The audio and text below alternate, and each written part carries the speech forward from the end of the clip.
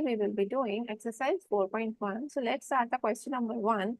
It says use the figure to name 5 points in the figure below. Our 5 points will be first is D, E, O, B and C. So now we can write the answer now.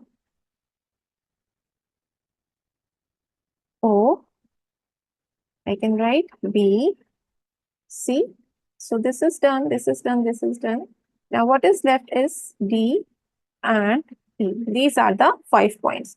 So second question में B part में हमको एक line बतानी है, उसका नाम देना है. सो लाइन की डेफिनेशन क्या होती है कि दोनों साइड से एक्सटेंड हम कर सकते हैं. ठीक है. सो अब हमें कोई ऐसा पॉइंट देखना है जो दोनों पॉइंट से एक्सटेंड हो जाए. तो यहाँ कुछ ऑप्शंस जो है हम लिख सकते हैं. यहाँ पे लाइन डीई, इसको हम एक्सटेंड कर सकते हैं. देखिए जैसे ये डीई लाइन हुई, यहाँ से ई को एक्सटेंड कर रहे हैं तो ई आ गया. ओ ई, ओ और ई, ओ और ई को एक्सटेंड कर सकते हैं. ओ को राइट में ले जा सकते हैं और ई को लेफ्ट में ले जा सकते हैं. और थर्ड ले सकते हैं ओ एंड बी, ओ और बी को एक्सटेंड कर सकते हैं. वैसे ही हम क्या कर सकते हैं, ओ और डी को कर सकते हैं. बी और ई को कर सकते हैं, बी को और ई को कर सकते हैं. बी ई या ई बी एक ही बात है. सो हमें जो है कुछ ऑप्शंस बताने थे and many more and etcetera. ठीक है. सो अब हमें यहाँ पे क्या करना है, रेस. सो रेस का डेफिनेशन क्या होता है, एक फिक्स पॉइंट हो, ये हम एक्सटेंड नहीं कर पाएंगे, कर सकते. रेस का डेफिनेशन क्या होता है कि एक पॉइंट फिक्स हो और दूसरा जो पॉइंट है उसको हम अनलिमिटेडली एक्सटेंड कर सकते हैं. सो ऐसा ही एक पॉइंट मुझे देखना है, वो मुझे मिल जाएगा यहाँ पर. कहाँ से, डी को मैं कर सकती हूँ यहाँ पे फिक्स और ई को एक्सटेंड कर सकते हैं इनफाइनाइटली. सो या डी फिक्स हो गया और ई को मैं एक्सटेंड कर सकती हूँ. एक रे हो गया, तीन बाकी और लेते हैं. डी और ओ को कर सकते हैं, फिर मैं डी और बी को कर सकती हूँ. वैसे ही मैं ई और बी को कर सकती हूँ, ई को फिक्स कर देते हैं और ये कर सकते हैं. ऐसे ही हम उल्टा बी और ई को करते हैं. जब हम ई और बी और बी और ई करेंगे, जब हम पहला वाला जो अल्फाबेट है, मतलब जो पहला वाला पॉइंट है ये फिक्स्ड है और जो ये लास्ट में आ रहा है इसको हम एक्सटेंड कर सकते हैं.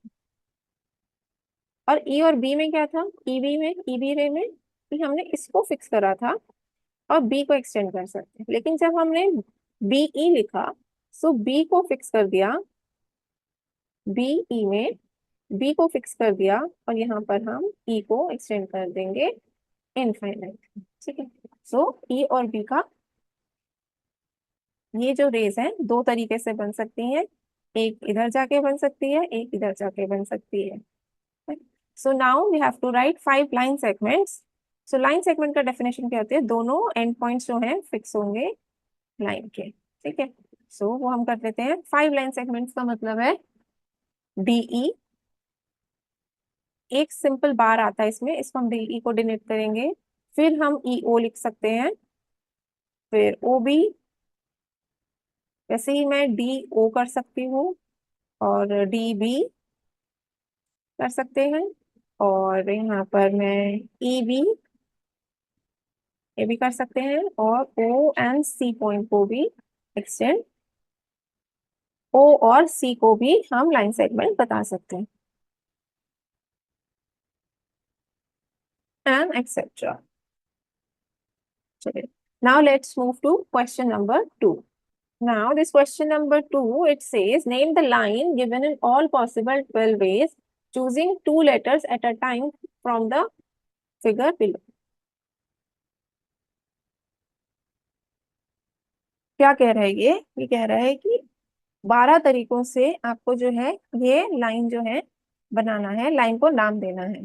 सो यानी कि हमें ये 4 पॉइंट गिवन है, इसने बोला कि 4 पॉइंट्स गिवन है, उसमें से आपको 12 तरीके से लाइन को नाम देना है. तो हम क्या करते हैं, पहले एक अल्फाबेट को फिक्स कर लेते हैं अपने लेफ्ट साइड पे. सो ए से हमारा क्या क्या बन सकता है, ए से ए बी. देखिए ए से ए बी हो गया, फिर ए से सी हो गया, ए सी हो गया, फिर ए से ए डी हो गया, ये हो गया मेरा, ठीक है। सो ए से जितना बन सकता है वो मैंने यहाँ पर बना दिया। अब मैं क्या करती हूँ, बी को फिक्स कर देती हूँ। बी से क्या बन सकता है, बी से बी ए बन जाएगा, बी सी बन जाएगा, फिर मेरा बन जाएगा बी एंड बी डी, ठीक है। सो ये मेरा ए से स्टार्ट हुआ, स्टार्टिंग फ्रॉम ए, ये बी से स्टार्ट हुआ, फिर मैं सी से स्टार्ट करूंगी। तो सी से पहले मैं क्या करती हूँ, सी बी कर देती हूँ, फिर सी ए कर देती हूँ, लेफ्ट वाला पूरा कर देते हैं, फिर सी डी कर देते हैं। फिर मैं डी को फिक्स करती हूँ लेफ्ट साइड पे। सो यहाँ पर डी सी, डी बी और डी ए। सो अब आप इसको काउंट कीजिए, ये तीन तरीके हैं, ये तीन है, ये तीन है, ये तीन है, तो 3 × 4 क्या हो गए हमारे, 12। सो ये 12 वेज से हमने लाइन को बना दिया है।